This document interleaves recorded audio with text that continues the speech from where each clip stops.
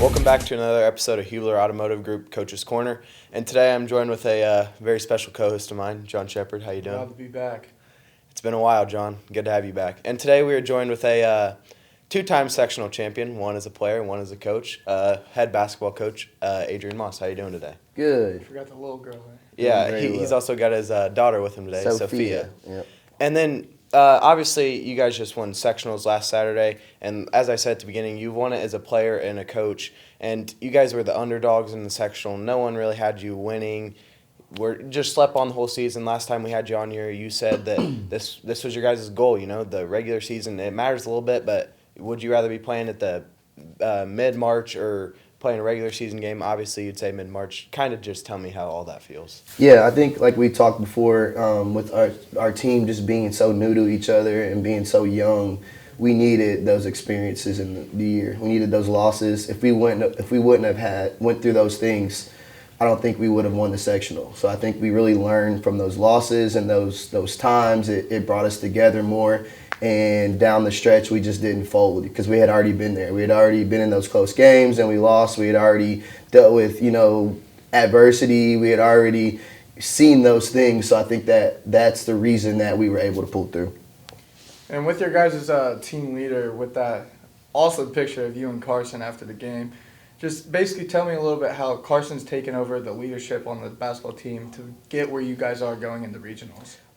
Carson, that was a big thing that we worked on together. He's a leader by example, always. He's always been that. He's always been, since I've known him, he's always been the hardest working kid, and he sets the example. But with our team as young as we are, we needed someone to speak up vocally, and I thought Thomas Crow did a really, really, really good job of that, speaking up vocally, and Sam as well. But Carson in general, we wanted him to start speaking up and being a vocal leader as well as leading by example. And he answered to that. Sometimes you gotta, you gotta have some hard coaching sometimes. You gotta get after guys a little bit and challenge them to step up to the plate. And that's what Carson did. I mean, those last 10 games, the kid played as hard as he possibly could. He did everything that we asked of him, and it paid off for him. So regionals, you guys have regionals this Saturday, and in my opinion, it's one of the most weird days. You play two games in one day, and that is the only time all season that any high school team does it, pending a tournament or something weird. And it's to keep moving on. Just tell me how you guys are trying to game plan for not only Floyd Central, who you guys play at noon, or is it 12:30? 12:30. And then pending you guys win that game, you could play two different opponents. Just kind of tell me what that's like to do game plan for all that. Me personally, I'm going one game at a time. I just want to focus on that morning game because the second game doesn't matter if you don't win the morning game. We have two coaches that are working on the two other teams, behind the scenes, but I'm personally not taking a look at those guys at all because I want to focus on that morning game. So I don't think we're going to change lineups or anything, just because it's two games in a day. I think we got to win the first game first, and then when the second game comes, if we need to play a deeper lineup or something like that to win the game, we worry about that then. I think it's the same mentality that we had in sectionals. I think our schedule, playing a lot of Friday and Saturdays back-to-back, also is going to help us because we play the most Fridays, Saturdays than any team in the state. And it's that preparation of waking up that morning and having, less than 24 hours to prepare for the next team we're used to that, so I'm hoping that helps us out. If we're blessed enough to get that first game, I think that'll help us out. We've done it before. With Micah Davis as only being a sophomore and the things that he's doing this year, just how kind of are you just getting his mindset right to not have his head too high for this regional game coming up and stay locked in and just play how he has been playing these past couple Again, I think Micah, just like the rest of our team, I think, and me personally, our coaching staff, I think he's learned from the season. You get too high and you get knocked down. You get too low and then you don't play with confidence. So we're really trying to stay at that medium ground. And I say never too high, never too low. So I think that Micah's buying into that. He's just gotten better and better. He's I never worried about Micah figuring it out on the basketball court. You know, he's a smart kid. He studies the game. Like, he tells me what to do half the time. You know, he's like, hey, coach, let me guard this guy, or let's run this. Like, the kid's smart, you know. So I never worried about him figuring it out on the basketball court. I heard a little bit of stuff, but I was a sophomore too, and people said, oh, he dribbled too much and this and that, or he's overhyped and not as good as, well, I was 15 years old, you know, and I was trying to still figure it out playing against 17, 18-year-olds. So I knew that time would come for Micah. It was just, you know, keeping him on the right, you know, keeping his head right and getting through those times, trying to use my experiences to help him understand that there's a light at the end of the tunnel. At the end of the day, people are going to have to sit back and be like, oh, you know, and that's what happened. But we're not done yet. We don't want to be satisfied with the sectional championship. I mean, it's a great feeling, but we can't be satisfied with that. We want to be a state championship program.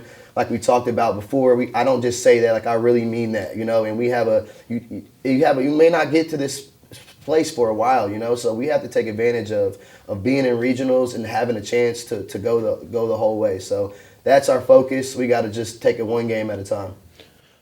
So obviously no player on your team has been to a regional type of game and never really experienced a day like this, playing 2 games, you know, anything like that. Tell me how you guys are just trying to get it through their head that they're going to go play a regional game, but they've never done that because your team has truly never played together. So how are you guys going to stay as a team throughout the whole day and just kind of go through that process? Well, our motto's been, and we finally figured it out, that to be aggressive. You know, early in the season, you would see our guys, we would play east and west. We would go towards the sidelines because we weren't really confident in what we were doing. And we would pass up open shots, you know, and I don't play like that, you know. Like, yes, we want to get ball movement, but the main thing we want to do is attack. You know, you saw Sam take that shot with 2 minutes on the clock.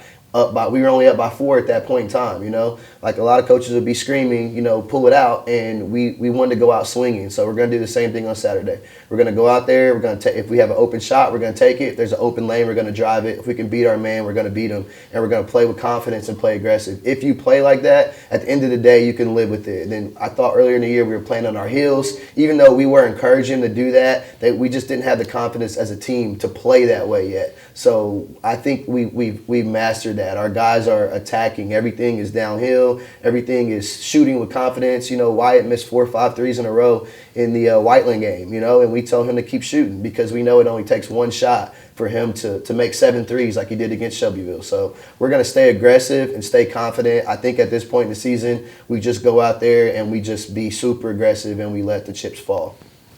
So going back to before sectionals, going into it, kind of the Daily Journal didn't really write much, or if anything, about Franklin basketball, even though you guys would be a good 2 winning records, 15-plus winning teams, as in Columbus North and Jennings County.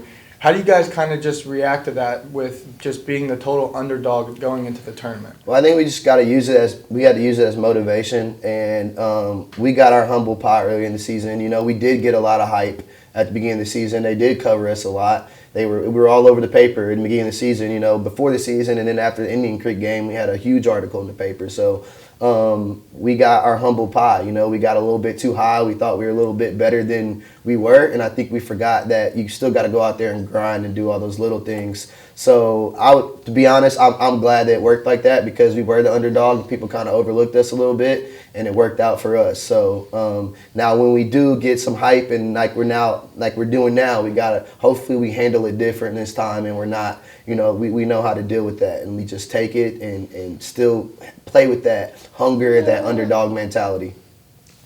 So kind of just tell me what it's like this year. It's your first year as a head coach, and then obviously you have a baby. Just tell me how it's like trying to, you know, doing the tough tasks that you do every day, not only as a basketball coach, but then coming home to your family, obviously with a newborn. Just tell me how that's just kind of affecting you right now. Yeah, it was a lot for sure. Having the first head coaching job at the same time as having my first child was a lot for sure. But you can't, when you see her, you can't have a bad day when you come home to her and my fiance. When I come home to those guys, I let it go. You know, it goes out the window. And then when I get back to work, I grind. You know, I stay up, let them go to sleep, and I stay up late nights, you know, figuring it out. But it was just a bunch of learning experiences throughout the season, as I'm sure it was for our team as a first-year coach. Some things you just can't learn until you go through it, you know. So we made adjustments, and having the season that we had at first, I think taught me a lot too as well. So next time that happens, hopefully not too much, but we'll know how to deal with it. I'll know how to personally deal with it. Our staff will know how to deal with it. And you just learn. I think if you stop learning as a coach, no matter how many years you've been coaching, you're not going to be a good coach. So I just want to always be a sponge. I can learn from the kids. I can learn from an 18-year-old. I can learn from, a 60-year-old. It doesn't matter. You got to keep learning. You never think that you know too much. When you get to that point, you're probably not going to get much better. So that's kind of my motto. Keep learning. No matter what, every year is a different experience. This next year might present something different. So we're just going to keep learning, keep getting better. To kind of carry on from that, having a humongous everyone as a basketball family for you, how has, your dad as a huge basketball person, has he just helped you through this entire... Yeah. It's weird because, the things that happen as a player are, the same things that have happened as a coach. It's those same experiences in a different light. It's just the doubt or the failure or the success, whatever it is, they've seen the same things as a player. I'm 33 years old now. I played till I was 28 years old, so I played 4 or 5 years after college. I was in college for 5 years because I redshirted because of my knee. So they've seen it. My family and my parents, my brothers and sisters, they've seen all this. I think at the end of the day, they kind of always had that confidence. They're like, Adrian will get it figured out. They weren't worried, because they've seen it. They know how I'll grind until I do figure it out. So maybe they thought it would take a little longer than it did. I don't know if they thought that we would win this year, but I personally did. I thought we had a good chance all year. I just knew it just had to click, and that comes from my experiences as a player, just experiencing that failure and everybody saying, oh, this and that, and you come back and you do it. I just stuck to that, stay the course, keep grinding. Obviously this has been a successful year. Obviously, congratulations on not only, having a very successful baby and winning sectionals, man. That's a great accomplishment, something that hasn't been done in Franklin in a long time, and I appreciate you taking time out of your day and joining us today. Thank you, Reece. Yep, and that was another episode of Hubler Automotive Group Coach's Corner. Hubler is proud to be the official sponsor of Franklin Athletics. Score massive savings on all your favorite brands. Plus, get our 10-year, 200,000-mile warranty included. For all auto needs, just click drivehubler.com. Let's go, Grizzly Cubs!